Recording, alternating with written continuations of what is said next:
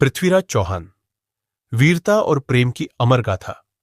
भारत के इतिहास में जब भी वीरता, शौर्य और प्रेम की बात होती है तो एक नाम गर्व से लिया जाता है, सम्राट पृथ्वीराज चौहान। वे न सिर्फ एक महान योद्धा थे बल्कि एक कुशल शासक और सच्चे प्रेमी भी थे। उनका जीवन युद्धों, विजय, षड्यंत्रों और प्रेम की अद्भुत कहानी से भरा हुआ है। उनकी कहानी में वीरता भी है, कूटनीति भी, और सबसे ऊपर एक ऐसा अंत है जो इतिहास में अमर हो गया। 1. प्रारंभिक जीवन और वीरता की पहली झलक। पृथ्वीराज चौहान का जन्म राजस्थान के अजमेर में 1166 ईस्वी के आसपास हुआ था।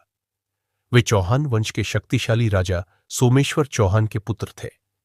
बचपन से ही वे शस्त्रों और युद्ध कौशल में निपुण थे।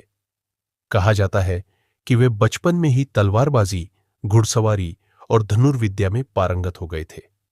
उनकी वीरता की पहली झलक तब देखने को मिली जब मात्र 13 वर्ष की उम्र में उन्होंने अपने पिता के निधन के बाद अजमेर की गद्दी संभाली और अपनी सैन्य शक्ति को मजबूत करना शुरू किया। जल्द ही उन्होंने अपने राज्य का विस्तार करना शुरू कर दिया और दिल्ली के तोमर वंश को पराजित कर वहां भी अपना शासन स्थापित किया। 2. पृथ्वीराज और संयोगिता। एक अमर प्रेम कहानी।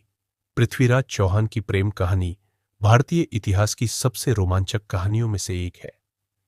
कन्नौज के राजा जयचंद की पुत्री संयोगिता अपूर्व सुंदरी थी। कहा जाता है कि संयोगिता ने पृथ्वीराज की वीरता और शौर्य की कहानियां सुनकर मन ही मन उन्हें अपना पति मान लिया था। लेकिन संयोगिता के पिता राजा जयचंद पृथ्वीराज से घोर शत्रुता रखते थे। इसलिए जब संयोगिता के स्वयंवर का आयोजन किया गया तो जयचंद ने पृथ्वीराज को अपमानित करने के लिए उन्हें आमंत्रित ही नहीं किया और उनके पुतले को द्वारपाल के रूप में खड़ा कर दिया। लेकिन प्रेम में अद्भुत शक्ति होती है। पृथ्वीराज ने अपने कुछ सैनिकों के साथ भेष बदलकर स्वयंवर में प्रवेश किया और संयोगिता उन्हें देखकर तुरंत वरमाला पहना दी। इसके बाद पृथ्वीराज ने अपने घोड़े को ऐड़ लगाई और संयोगिता को उठाकर वहां से भाग निकले। यह घटना जयचंद के लिए एक बहुत बड़ा अपमान थी और उसने इसका बदला लेने की ठान ली। यही कारण था कि आगे चलकर जयचंद ने पृथ्वीराज के सबसे बड़े शत्रु मोहम्मद गौरी का साथ दिया। 3. मोहम्मद गौरी से संघर्ष और ऐतिहासिक युद्ध। पृथ्वीराज चौहान और गौरी के बीच दो बड़े युद्ध हुए जिन्हें तराइन के युद्ध के नाम से जाना जाता है। पहला तराइन युद्ध 191 ईस्वी। इस युद्ध में मोहम्मद गौरी ने पृथ्वीराज चौहान के राज्य पर आक्रमण किया, लेकिन पृथ्वीराज एक महान योद्धा थे। उनकी सेना ने गौरी की सेना को बुरी तरह हरा दिया। इस युद्ध में गौरी गंभीर रूप से घायल हुआ और भागते भागते अपनी जान बचाई। दूसरा तराइन युद्ध 190 ईस्वी। इस युद्ध का परिणाम बहुत दुखद था। मोहम्मद गौरी ने इस बार जयचंद की सहायता से एक बहुत बड़ी सेना तैयार की और पृथ्वीराज को धोखे से हरा दिया। इस युद्ध में पृथ्वीराज के कई वीर सैनिक मारे गए और अंततः उन्हें बंदी बना लिया गया। 4. पृथ्वीराज की कैद और वीरगति। गौरी ने पृथ्वीराज को कैद कर लिया और उसे अपमानित करने की हर संभव कोशिश की, लेकिन पृथ्वीराज ने हार नहीं मानी। उनकी मित्रता एक महान कवि चंदबरदाई से थी जो हमेशा उनके साथ रहे।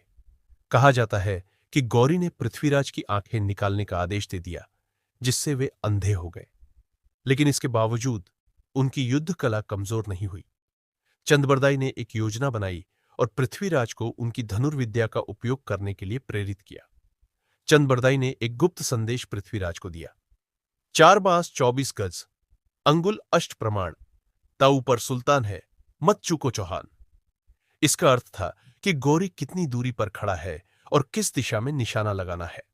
पृथ्वीराज ने बिना देखे ही अपने तीर से गौरी को मार गिराया। इसके बाद पृथ्वीराज और चंदबरदाई ने एक दूसरे का वध कर लिया ताकि वे शत्रुओं के हाथों अपमानित न हो। 5.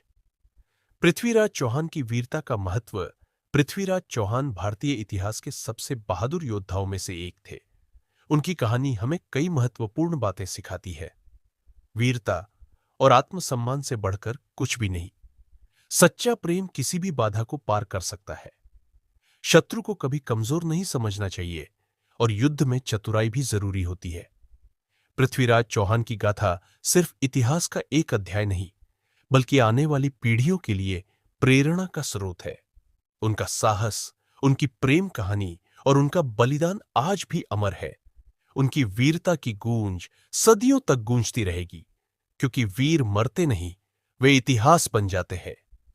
वीडियो अच्छा लगे तो वीडियो को लाइक और चैनल को सब्सक्राइब जरूर कीजिएगा, ताकि इसी तरह वीडियो हम आपके लिए लाया करें।